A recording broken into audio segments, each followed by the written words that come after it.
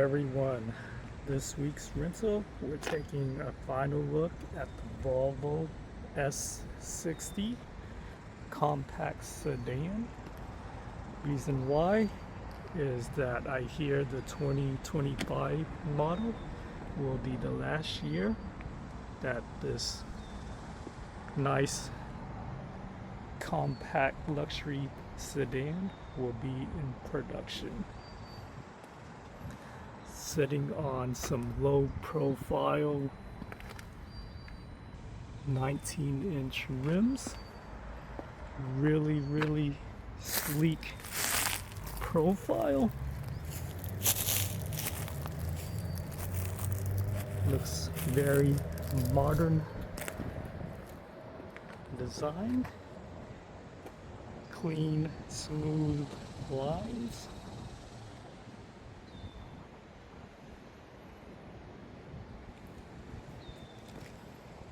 Open up the trunk. Decent amount of cargo space could be fit in there. Hop onto the back. Do the rear seat test. Pretty comfortable back seat. Has a little bit of knee room for 6-foot passenger and a 6-foot driving position. Air vents on the side versus no air vents here. Nice little rear seat heater. Plenty of headroom space. Nice leather plastic design. Could easily fit 3 adults. However, the middle person will have to deal with this center console. This comes down to be an armrest. Seems to be no cup holders. So just an armrest here. Very nice and spacious, at least for a compact sized sedan. Let's hop in the front and see what's going on there. Gonna hop into the front here. And this is a keyless start. However, you have to press on the engine. It's not a push button, it's a knob twist. And the Volvo pops up real easily right there. Meted with a very nice cockpit cabin area.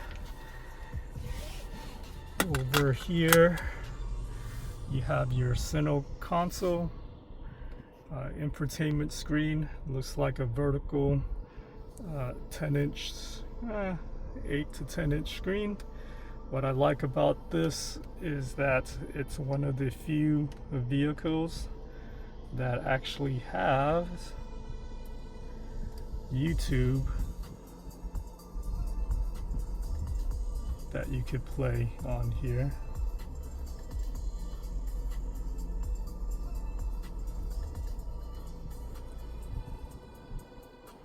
Only while parked though.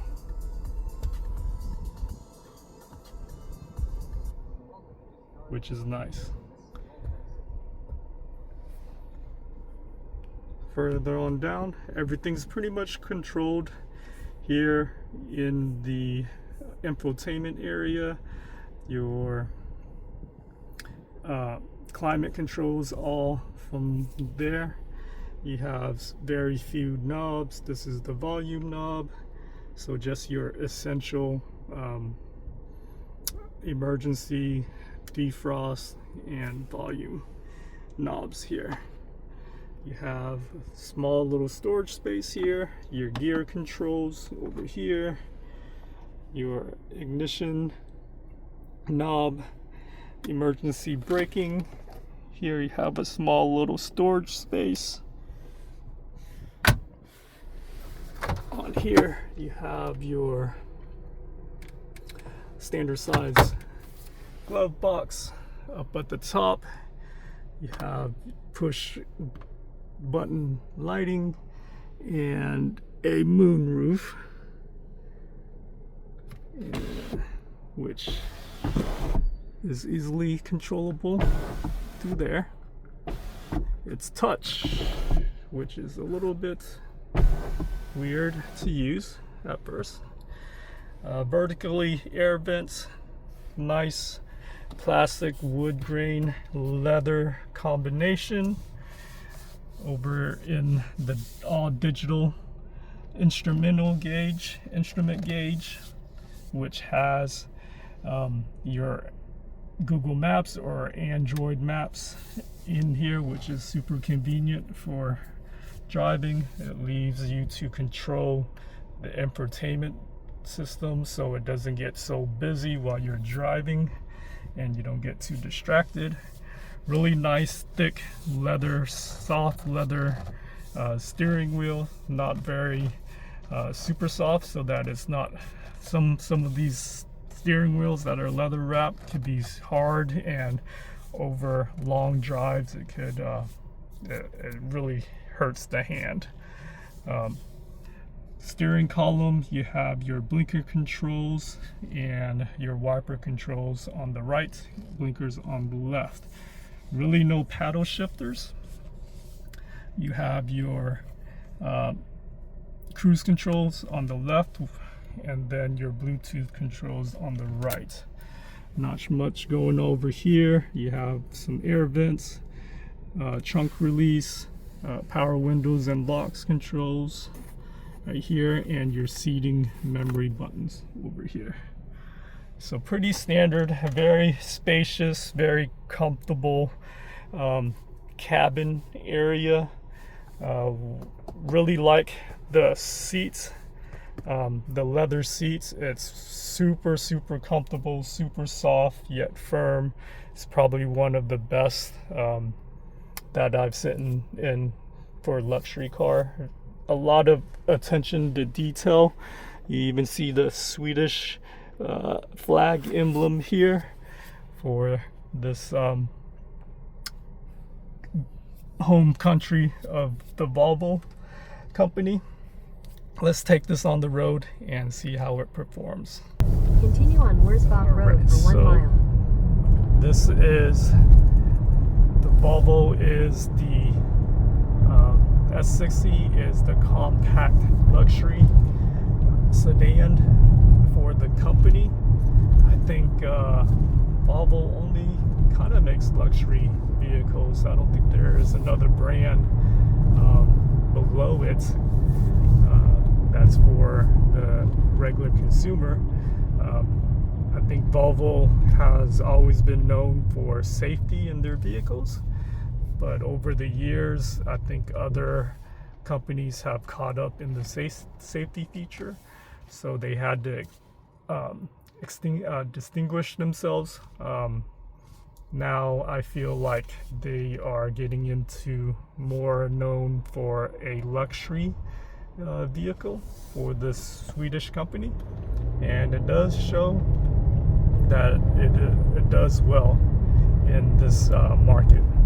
However, the sedan, at least in the US market, is moving towards SUV.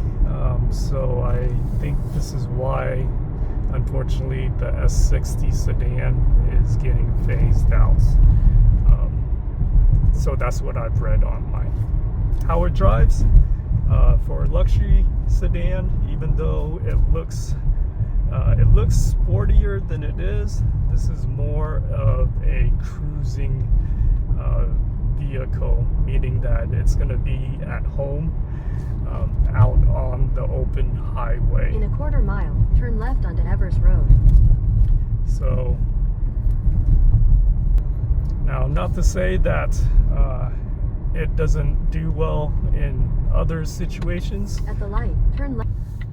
But it is more, it's a very practical vehicle that will perform well in any situation. It just won't excel.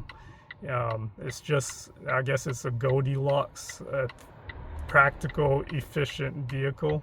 It will provide you just enough of everything to get you out of every driving scenario. Now, there is a 4-wheel drive option, but standard is a front-wheel drive, 4-cylinder, inline-4, turbocharged engine, pushing out around 250 horsepower, which is adequate enough for all of your power needs. So the power is adequate. Steering is responsive, so is braking as well. Suspension Use the is left lane to take the firm. I-410 East ramp, then merge onto. It's firm yet. We found a faster route via I-30. However, the really low profile tires can make you feel some of the bumps, but the soft leather seats will absorb a lot of that for you, so it's not a big annoyance whatsoever. So this vehicle is very calm and collective. It really does not want you to drive aggressively, and when you try to do, you can, but it's going to be a lot more effort than is normally needed, especially compared to its European vehicle competitors, where they driving performance is actually a selling point for those vehicles. This, for example, there's noticeable turbo lag. So there's a slight, 2-3 second delay, and then once it kicks in, it's a neck jerking feeling. If you try to corner, it doesn't feel really stable in cornering, and you just don't get the sense. Don't get me wrong, it does corner very well. Turns, steering is good, especially in the city and stuff like that. But if you're trying to do it, if you're trying to do it aggressively, you will be putting a lot more effort into it. I did try to drive it aggressively, and what's cool is that I hit like a small little bump that I think the car recognized that I might get into a collision, and the seatbelt just like tightened up. So that's one of the cool things that prevents you from, I guess, driving aggressively. But if you do, then there's safety features in line for it to do that. So how does it do? What's its strong point is out on the open road. This vehicle just is meant to just be a daily long commuter with its I don't know what it is. It's I think it has to do with the soft seat, but then I think also one of its standout that is not known heavily is the AC system. I don't know what it is, but this is like sitting in my living room. I mean, I could just leave it on level 1 and it really just cools it. keeps the cabin super comfortable and super cool. And even on hot days like this week, we were hitting 109, and I just had to leave it on the level 2 AC settings, and it just kept it cool. And plus there's no tint in this car, and sometimes when that happens, the outside near the windows gets super hot, and then the middle gets is colder. This is in other cars, and so, but this one, it just keeps the whole cabin just nice and fresh. And I think combined with the nice seating and the nice adaptive cruise control of the vehicle, it just makes for an effortless drive on the straight open highway and freeways. I actually would prefer picking this car for a long commuter. I would actually, if I had a choice, I would actually be looking for this. On this trip, I think I've done like 500 miles, and it was just all enjoyable and effortless. Does great. Since it's a 4-cylinder, it does great on gas mileage. Gets about, on a full tank, it was showing like 500 miles for that full tank of gas. It does take premium gas, but you could possibly pass with the middle, the 89 octane. So other than that, safety features is another strong suit of this vehicle. It's very, very subtle. In 2 miles, use It's very subtle, and then this car is all about subtlety. At first, since you don't have a lot of controls over the settings, at first it was kind of annoying that at least for me, that you couldn't. But after a while, I started to understand that, hey, I don't need to go in there and mess with all the settings. Everything is just provided to me in a fashion where it's super practical, super efficient. Nothing is wasted. So, well, overall, it is an A+ sedan. Truly hate to see this car in its production line, but I'm glad to be able to have driven it one last time, especially on a long road trip like this. I'll be looking to test out other Volvos. in a half mile. But There are lane closures. But an A+ as a rental vehicle. If you get a chance to Use rent the this right to one, lane. especially if you're on a road trip, Use any lane to take the ramp to far in 2 miles. on a long road trip, and you have a couple other passengers, don't hesitate to pick this Volvo S60 vehicle. You will not, you won't regret it. All right, now, see you on the next video. Thanks for watching, everyone. Bye.